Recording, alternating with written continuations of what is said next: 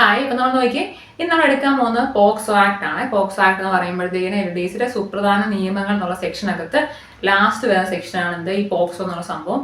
അതുപോലെ തന്നെ നമ്മുടെ ഡിഗ്രി ലെവൽ പ്രിലിംസിനകത്ത് സിവിക്സിനകത്ത് വരുന്ന സെക്ഷൻസ് ആണ് ഇതൊക്കെ. നമുക്ക് സ്റ്റാർട്ട് ചെയ്യാം. അപ്പൊ നോക്കി, പോക്സോ എന്ന് പറഞ്ഞാൽ എന്താണ്? Protection of child from sexual offences ആണ്. അപ്പൊ ആ സെക്ഷൽ ഒഫൻസസ് എന്ന് പറയുമ്പോൾ സെക്ഷൽ ഹറാസ്മെന്റ് ആകാം, സെക്ഷൽ അസോൾട്ട് ആകാം, അല്ലെങ്കിൽ ചൈൽഡ് പ്രോണോഗ്രഫി ആകാം. അതെല്ലാം എന്ത് തന്നെയാണ് ഈ പോക്സോയുടെ അണ്ടറിൽ വരുന്നത്. എന്താണ്? Protection of child from sexual offences എന്നുള്ളതാണ് എന്ത് ഈ പോക്സോ എന്ന് പറയുമ്പോൾ. അപ്പൊ ഇന്ത്യയിലെ ഈ പോക്സോ നിയമം വരാൻ കാരണമായത് 1992 യുണൈറ്റഡ് നേഷൻസ് ഒരു സംഭവം പാസ്സാക്കുന്നതാണ് എന്ത് united nations convention on child rights, അല്ലെങ്കിൽ united nation convention on right of the child എന്നൊരു സംഭവം ഉണ്ടായിരുന്നു 1992. ഈ ഒരു കൺവെൻഷൻ പ്രകാരം അതിന്റെ ആർട്ടിക്കിൾ 34 35 എന്ത് പറഞ്ഞിട്ടുണ്ട്? എല്ലാ രാജ്യങ്ങളും ചൈൽഡ് അവിടുത്തെ കുട്ടികളെ എന്താണ് സെക്ഷൽ അസോൾട്ടിൽ നിന്ന് പ്രൊട്ടക്ട് ചെയ്യണം എന്ന് ഈ 1992 നടന്ന united nation convention on right of the ചൈൽഡിൽ പറയുന്നുണ്ട്. അപ്പൊ ഈ ഒരു കൺവെൻഷൻ പ്രകാരം ഇന്ത്യ ഈ കൺവെൻഷനിൽ പറഞ്ഞിരിക്കുന്ന ഓരോ സംഭവങ്ങളും എന്ന് അംഗീകരിച്ചോ അതിന്റെ ഫലമായിട്ടാണ് ഈ പറഞ്ഞ പോക്സോ നിയമം ഇന്ത്യയിൽ വരുന്നത്. മനസ്സിലായോ? ഈ പറഞ്ഞ united nation convention on right of the child India അംഗീകരിച്ചതിന്റെ ഫലമായിട്ടാണ് പോക്സോ ആക്ട് ഇന്ത്യയിൽ വരുന്നത് ഓർത്തിരിക്കുക. എന്നാണ് പോക്സോ നിയമം ഓർത്തിരിക്കുക? നമ്മുടെ ശിശുദിനത്തിന്റെ അതേ ദിവസം തന്നെ ആയിട്ട് എന്താണ് 14 നവംബർ ആണ് നമ്മുടെ പോക്സോ ആക്ട് നിലവിൽ വരുന്നത്. എന്തൊക്കെയാണ് അസോൾട്ട് എന്ന് പറഞ്ഞാൽ? ഒന്ന് സെക്ഷൽ അസോൾട്ട് ആണ്. ഞാൻ പറഞ്ഞല്ലോ, ഇവിടെ കുഞ്ഞുങ്ങളുടെ കേസാണ്. 18 വയസ്സിൽ താഴെയുള്ള എല്ലാവരും ഈ നിയമപ്രകാരം ചൈൽഡ് എന്ന കാറ്റഗറിയിൽ പെടുന്നതാണ്. അപ്പൊ ഈ പോക്സോ നിയമപ്രകാരം സെക്ഷൽ അസോൾട്ട് ആകാം, അല്ലെങ്കിൽ സെക്ഷൽ ഹറാസ്മെന്റ് ആകാം, അല്ലെങ്കിൽ ചൈൽഡ് പ്രോണോഗ്രഫി ആകാം. ഇതെല്ലാം എന്ത് തന്നെയാണ്? ഒരു അസോൾട്ട് ആണ്, അല്ലെങ്കിൽ ഒഫൻസ് ആണ്. അപ്പൊ ഇതിൽ നിന്നെല്ലാം ആർക്ക് പ്രൊട്ടക്ഷൻ കൊടുക്കുന്നുണ്ട്? കുട്ടികൾക്ക് പ്രൊട്ടക്ഷൻ കൊടുക്കുന്നുണ്ട്. ഈ ഒരു ആക്ട് ഇന്ത്യയിൽ പാസ് ആക്കുന്നത് ഏത് മിനിസ്ട്രിയുടെ അണ്ടറിലാണെന്ന് നോക്കി, നമ്മൾ ഈ പറഞ്ഞിട്ടുള്ള ministry of women and child development അണ്ടറിലാണ് പോക്സോ നിയമം ഇന്ത്യയിൽ നിലവിൽ വരുന്നത്. ഓർത്തിരിക്കുക, എന്താണ്? Ministry of woman and child development അണ്ടറിലാണ് പോക്സോ നിയമം ഇന്ത്യയിൽ പാസ്സാക്കുന്നത് കേട്ടോ. എന്താണ്?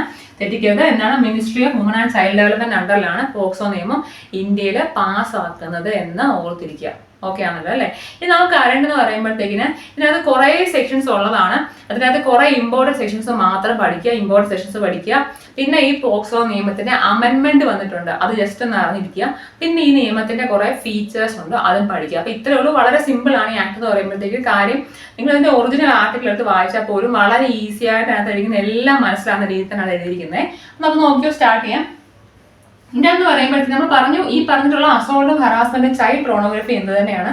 അത് നമ്മുടെ കുട്ടികൾക്കുള്ള എതിരെയുള്ള ഒഫൻസ് തന്നെയാണ് ഓർത്തിരിക്കുക. ഇനിയും ഇതിൻ്റെ അകത്ത് ഈ ഒരു നിയമപ്രകാരം അഗ്രിവേറ്റഡ് അസോൾട്ട്, അല്ലെങ്കിൽ മാരകമായ കുറ്റം എന്ന് എന്തിനെയൊക്കെ പറയുന്നു അറിഞ്ഞിരിക്കുക. എന്താണ് അഗ്രിവേറ്റഡ് അസോൾട്ട്, അല്ലെങ്കിൽ എന്താ അഗ്രിവേറ്റഡ് അസോൾട്ട്, അല്ലെങ്കിൽ മാരകമായ കുറ്റം എന്ന് ഈ പോക്സോ ആക്ട് 2015 പ്രകാരം പറയുന്നത് ഞാൻ ഈ പറയാൻ പോകുന്ന കുറ്റങ്ങളെയാണ്. ഒന്നെന്ന് പറയുമ്പോൾ, നമുക്ക് മെന്റലി ഇല്ലായിട്ടുള്ളൊരു കുഞ്ഞിനെയാണ് നിങ്ങൾ സെക്ഷലി അസോൾട്ട് ചെയ്യുന്നതെങ്കിൽ അത് അഗ്രിവേറ്റഡ് അസോൾട്ട് ആണ്. എന്താണ്? ഒരു കുഞ്ഞ് മെന്റലി ഇല്ല, ഞാൻ പറഞ്ഞു കുഞ്ഞെന്ന് പറയാൻ 18 വയസ്സ് താഴെയുള്ള എല്ലാവരും കുഞ്ഞെന്നാണ് പറയുന്നത്. അപ്പോൾ ഓർത്തിരിക്കുക, ഈ പറഞ്ഞ മെന്റലി ഇല്ലായ ഒരു കുട്ടിയെ നിങ്ങൾ സെക്ഷലി അസോൾട്ട് ചെയ്താൽ അത് അഗ്രിവേറ്റഡ് അസോൾട്ടിന് അണ്ടറിലായിരിക്കും പോകുന്നത്. അതാണ് ഫസ്റ്റ് കേസ്. രണ്ടെന്ന് പറയുമ്പോൾ എന്താണ്?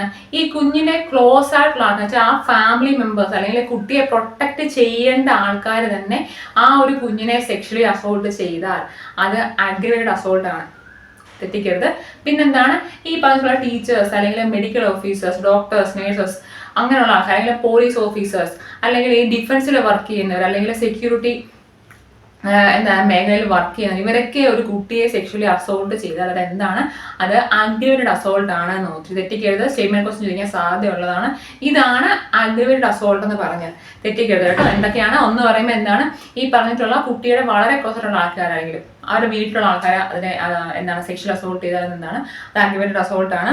അതല്ല ടീച്ചേഴ്സ്, അതുപോലെ ഡോക്ടേഴ്സ്, അതുപോലെ തന്നെ എന്താണ് പോലീസ് ഓഫീസേഴ്സ്, അല്ലെങ്കിൽ സെക്യൂരിറ്റി പ്രൊഫഷനിൽ വർക്ക് ചെയ്യുന്ന ആൾക്കാർ, ഡിഫൻസ് ഏരിയയിൽ വർക്ക് ചെയ്യുന്ന ആൾക്കാർ, അവരൊക്കെയാണ് ഈ അസോൾട്ട് ചെയ്തതെങ്കിൽ അതെന്താണ്? അത് മാരകമായ കുറ്റമാണ്. അതുപോലെ തന്നെ ഈ കുഞ്ഞ് മെന്റലി ഇല്ലാണെങ്കിൽ അതും എന്ത് തന്നെയാണ്? അതൊരു മാരകമായ കുറ്റമാണെന്ന് ഓർത്തിരിക്കുക. ഈ അഗ്രിവേറ്റഡ് അസോൾട്ടിന്റെ പെനാൽറ്റി എന്താണ്? അവിടെ എന്താ കിട്ടുന്നത്? അഗ്രിവേറ്റഡ് അസോൾട്ട് ആണ് നിങ്ങൾ ചെയ്യുന്നതെങ്കിൽ എന്താണെന്നറിയോ? മിനിമം 10 ഇയർ ആണ് ഇംപ്രിസൺമെന്റ് കേട്ടോ. മിനിമം 10 ഇയർ ഇംപ്രിസൺമെന്റ് ആണ്. ഇത് എന്താകാം, ജീവപര്യന്തം വരെ എക്സ്റ്റെൻഡ് ആകാം. മിനിമം 10 ഇയർ ആണ് ഇംപ്രിസൺമെന്റ് വരുന്നത്. അഗ്രിവേറ്റഡ് അസോൾട്ട് ആണെന്നുണ്ടെങ്കിൽ അത് എന്താകാം, ജീവപര്യന്തം വരെ എന്താകാം ഈ ഒരു ശിക്ഷ നീളാമെന്ന് ആലോചിച്ചിരിക്കുക. ഞാൻ പറഞ്ഞിട്ടുള്ള നമ്മൾ ഈ അഗ്രിവേറ്റഡ് റേപ്പ് എന്നൊരു സംഭവം 2019 ഒരു ആക്ട് അമെൻഡ് ചെയ്യുന്നുണ്ട് കേട്ടോ. 2019 ഒരു ആക്ട് അമെൻഡ് ചെയ്തപ്പോഴാണ് ഈ പറഞ്ഞത് 7 ഇയേഴ്സ് ആയിരുന്നു നേരത്തെ, അത് 10 ഇയേഴ്സ് ആയിട്ട് ഇൻക്രീസ് ചെയ്യുന്നതും അതുപോലെ തന്നെ അഗ്രിവേറ്റഡ് റേപ്പ് എന്നൊരു രീതിയിൽ ഈ സംഭവത്തിനെ കൊണ്ടുവരുന്നതും 2019 അമെൻമെന്റ് വഴിയാണെന്ന് അറിഞ്ഞിരിക്കണേ. ആണല്ലോ അല്ലേ?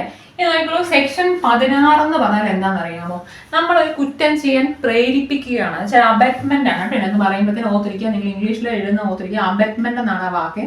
നിങ്ങൾ ഈ പറഞ്ഞ പോലെ ഒരു കുട്ടിയെ സെക്ഷലി അസോൾട്ട് ചെയ്യാൻ നിങ്ങൾ ഒരാൾക്ക് പ്രേരണ കൊടുക്കുകയാണ്, അല്ലെങ്കിൽ നിങ്ങൾ അത് ആൾക്കാരോട് കൂടി കോൺസ്പിറസി കൊണ്ടുവരികയാണ്, കൺസ്പയർ ചെയ്യുകയാണ് ഇങ്ങനെ ഒരു സംഭവം നമുക്ക് ചെയ്യാമെന്ന്, അല്ലെങ്കിൽ ഒരു കുട്ടിയെ തട്ടിക്കൊണ്ട് പോയിട്ട് സെക്ഷലി അസോൾട്ട് ചെയ്യാൻ ശ്രമിക്കുക.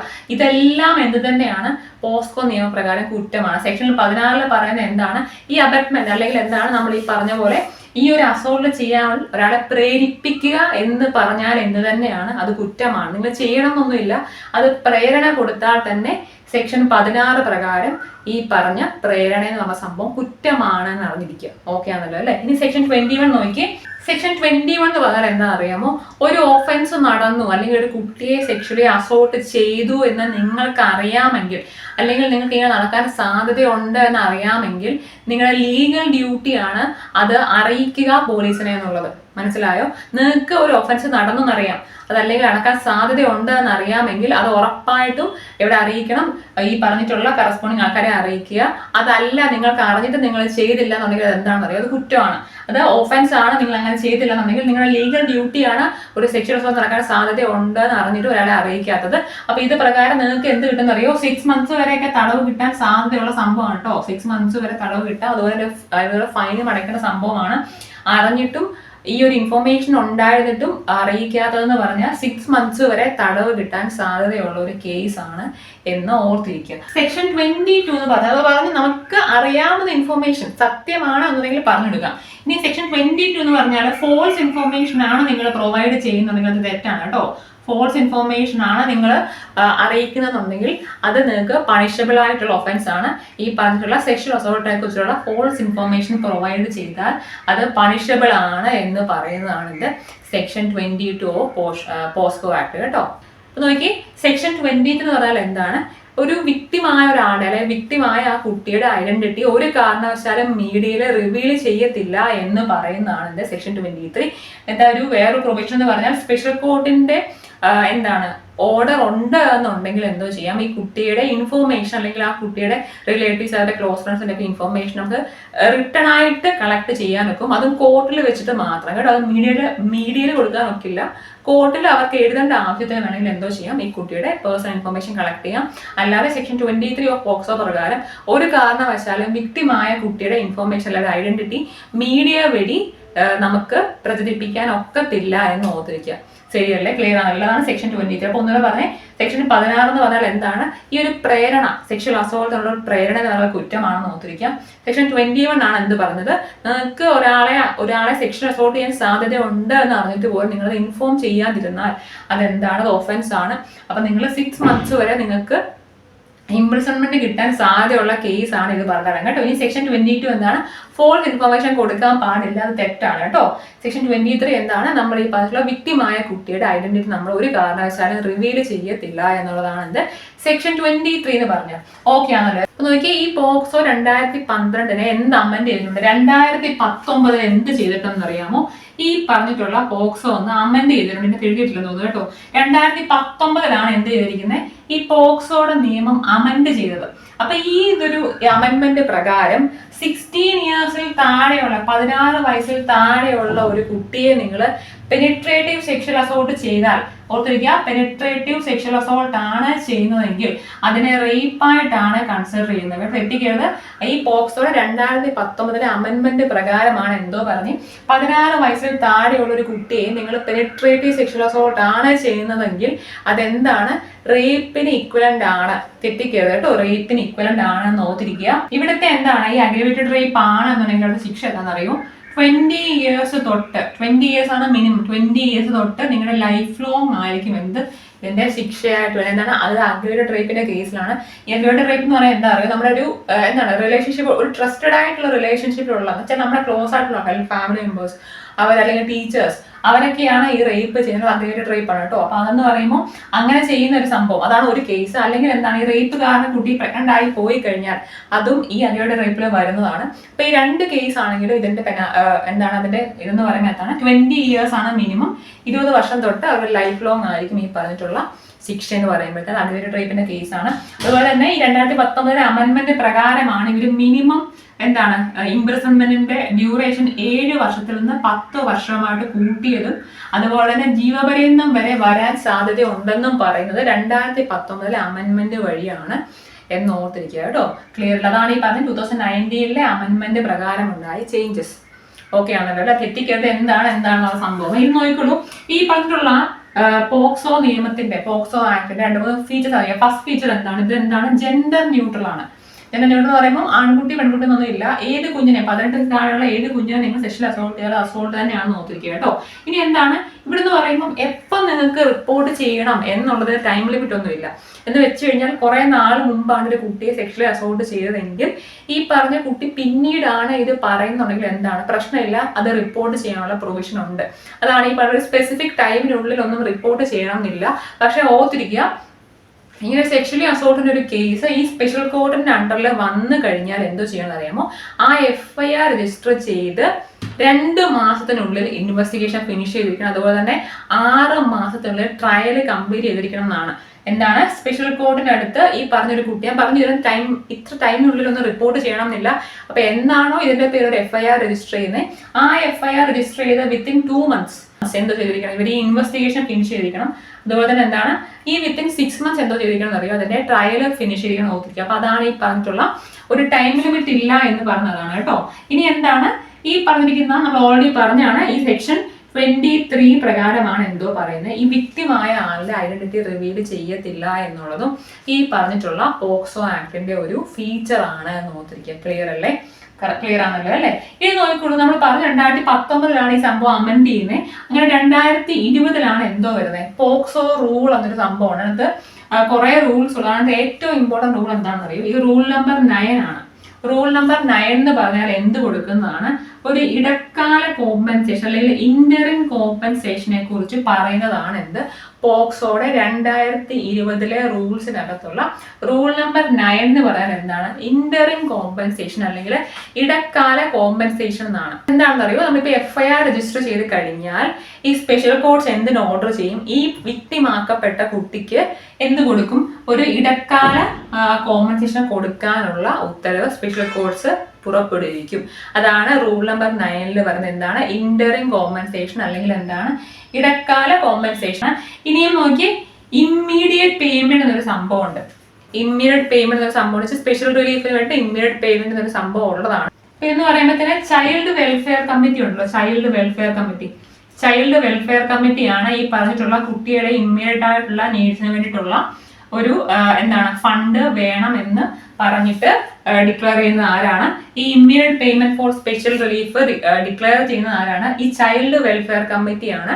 കുട്ടികൾക്ക് എന്തെങ്കിലും ഒരു അത്യാവശ്യത്തിന് വേണ്ട ക്യാഷ് കൊടുക്കണം എന്ന് പറയുന്നതാണ് ചൈൽഡ് വെൽഫെയർ കമ്മിറ്റിയാണ്. ഇനി ഇതിനുള്ള ക്യാഷ് ഇവർ എവിടെ നിൽക്കുന്ന അറിയേണ്ട എന്ന് പറയുമ്പോൾ ഡിസ്ട്രിക്ട് ലീഗൽ സർവീസ് അതോറിറ്റി ഉണ്ട്, ഡിസ്ട്രിക്ട് ചൈൽഡ് പ്രൊട്ടക്ഷൻ യൂണിറ്റ് ഉണ്ട്, അതല്ലെങ്കിൽ ജൂനിയർ ജസ്റ്റിസ് ആക്ട് പ്രകാരമുള്ള ഫണ്ടിൽ നിന്നുള്ള ക്യാഷ് എടുത്ത് ഈ കുട്ടികൾക്ക് ഇമ്മീഡിയറ്റ് റിലീഫിന് കൊടുക്കാമെന്ന് ഓർത്തിരിക്കുക. ഈ പറഞ്ഞിട്ടുള്ള ഒരു സപ്പോർട്ട് പേഴ്സണെ കൊടുക്കുക എന്ന് പറഞ്ഞാൽ ത്രൂ ദ ട്രയലിന്റെ സമയത്ത്, ത്രൂ ദ ട്രയൽ പ്രോസസ് എന്തോ ചെയ്യാം, ഈ കുട്ടിയെ മെന്റലി ആൻഡ് ഫിസിക്കലി സപ്പോർട്ട് ചെയ്യാൻ വേണ്ടി ഒരാൾ നമ്മൾ പ്രൊവൈഡ് ചെയ്യും. അപ്പൊ അവരായിരിക്കും എന്ത് പറയുന്നത്, എപ്പോഴാണ് കോർട്ടിൽ വരേണ്ടത് അല്ലെങ്കിൽ എപ്പോഴാണ് ട്രയൽ നടക്കുന്നതൊക്കെ ഈ കുട്ടിയുടെ വീട്ടുകാരെ അറിയിക്കുന്നത് ആരായിരിക്കും, ഈ പറഞ്ഞിട്ടുള്ള സപ്പോർട്ട് പേഴ്സൺ ആണെന്ന് അറിഞ്ഞിരിക്കട്ടെ. അപ്പൊ ഇതാണ് ഈ പറഞ്ഞിട്ടുള്ള പോക്സോ 2020 റൂളിനകത്തുള്ള ഇമ്പോർട്ടന്റ് ആയിട്ടുള്ള റൂൾ നോക്കിയിരിക്കുക.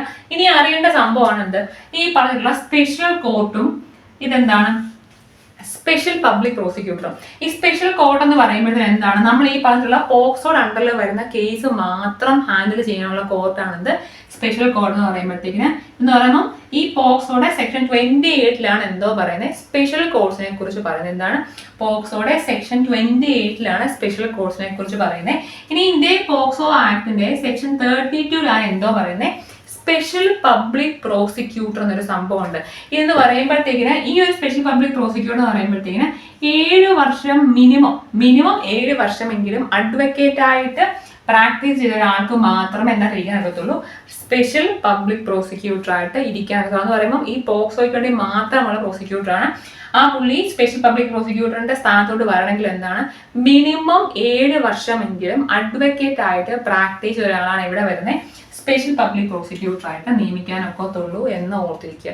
ക്ലിയർ അല്ലേ? അപ്പൊ ഇത്രയുമാണ് നമ്മുടെ പോക്സോയെ കുറിച്ചിട്ട് അറിയേണ്ട സംഭവങ്ങൾ. തെറ്റിക്കരുത്. ഇനി എന്ന് പറയുമ്പോഴത്തേക്കിന് ലാസ്റ്റ് അറിഞ്ഞിരിക്കുക, ഈ ഫാസ്റ്റ് ട്രാക്ക് കോർട്ട് എന്നൊരു സംഭവമുണ്ട്. ഫാസ്റ്റ് ട്രാക്ക് കോർട്ട് എന്നൊരു സംഭവമുണ്ട്. നോക്കിയെന്ന് പറയുമ്പോഴത്തേക്കാണ് criminal law amendment act. Criminal law amendment act ഉണ്ട്, കേട്ടോ. ക്രിമിനൽ ലോ ആക്ട് ഉണ്ട്, അമെന്റ്മെന്റ് ആക്ട് ആണ്. 2018 ക്രിമിനൽ ലോ അമെന്റ്മെന്റ് ആക്ട് പ്രകാരമാണ് ഈ ഫാസ്റ്റ് ട്രാക്ക് കോർട്ടുകളുടെ നിയമനം വന്നത്. ഫാസ്റ്റ് ട്രാക്ക് കോർട്ടിന്റെ ഫോർമേഷന് കാരണമായത് ക്രിമിനൽ ലോ അമെന്റ്മെന്റ് ആക്ട് 2018 ഓർത്തിരിക്കുക. അപ്പൊ ഈ ഒരു ക്രിമിനൽ ലോ അമെന്റ്മെന്റ് ആക്ട് പ്രകാരമാണ് എന്തോ വരുന്നത്, നമ്മുടെ ഫാസ്റ്റ് ട്രാക്ക് കോർട്ട് വരുന്നത് കേട്ടോ. ഈ ഫാസ്റ്റ് ട്രാക്ക് കോർട്ടിനകത്ത് പോക്സോയ്ക്ക് വേണ്ടി മാത്രമുള്ള സ്പെഷ്യൽ ഫാസ്റ്റ് ട്രാക്ക് കോർട്ട്സ് ഉണ്ട്. ഇന്നത്തെ ഇൻഫർമേഷൻ ഇന്ന് as of today 412 fast track കോർട്ട്സ് ആണ് പോക്സോയ്ക്ക് വേണ്ടി ഉള്ളത് ഓർത്തിരിക്കുക. 412 ഫാസ്റ്റ് ട്രാക്ക് കോർട്ട്സ് ആണ് പോക്സോയ്ക്ക് വേണ്ടി ഉള്ളത്. ഈ ഇൻഫർമേഷൻ ഒക്കെ മാറുന്നുള്ള ചെക്ക് ചെയ്യാനുണ്ട്. ഇന്ന് ഞാൻ ചെക്ക് ചെയ്തപ്പോൾ തന്നെ പോക്സോ 412 ഉണ്ടായിരുന്നു ഓർത്തിരിക്കുക. ഈ പറഞ്ഞ ഫാസ്റ്റ് ട്രാക്ക് കോർട്ട്സിന്റെ എണ്ണമൊക്കെ മാറുന്നുള്ള ചെക്ക് ചെയ്യണം കേട്ടോ. അപ്പൊ ഇതാണ് ഈ പറഞ്ഞിട്ടുള്ള ഫാസ്റ്റ് ട്രാക്ക് കോർട്ട്സ് എന്നുള്ള സംഭവം. അപ്പൊ ഇതാണ് നമ്മുടെ ഈ പറഞ്ഞിട്ടുള്ള പോക്സോ എന്നുള്ള സംഭവം. ഈ ഒരു കാര്യം ഓർത്തിരിക്കുക. ഞാൻ പറഞ്ഞു ഈ പറഞ്ഞിട്ടുള്ള എന്താണ് ഈ അസോൾട്ടിനെ പ്രേരണ കൊടുക്കുന്നത് എന്ത് തന്നെയാണ് ഞാൻ പറഞ്ഞത്, അതൊരു ഒഫൻസ് ആണ്. അതുപോലെ തന്നെ ഈ പറഞ്ഞ ചൈൽഡ് പ്രോണോഗ്രഫി എന്നുള്ളത് നമുക്ക് അറിയാം എന്താണ്, IT ആക്ടിലെ 67B ആണ് അല്ലെ. 67B പ്രകാരമാണ് IT ആക്ടിലെ ചൈൽഡ് പ്രോണോഗ്രഫിയെ കുറിച്ച് പറയുന്നത്. അപ്പൊ ഈ 67B IT ആക്ടിന് അണ്ടറിൽ വരുന്ന കേസും ആർക്ക് തന്നെ എടുക്കാം, സ്പെഷ്യൽ കോർട്ട് എടുത്ത് പോക്സോ അണ്ടറിൽ ഇടും കേട്ടോ. എന്താണ് IT ആക്ടിൽ 67B ചൈൽഡ് പ്രോണോഗ്രഫി ആണ്. അപ്പൊ അതിനകത്ത് പറയുമ്പോഴത്തേക്കിന് ഈ സ്പെഷ്യൽ കോർട്ടിന് IT ആക്ടിന് അണ്ടറിൽ വരുന്ന കേസുകളും എടുക്കാനുള്ള റൈറ്റ് ഉണ്ടെന്ന് അറിഞ്ഞിരിക്കുക.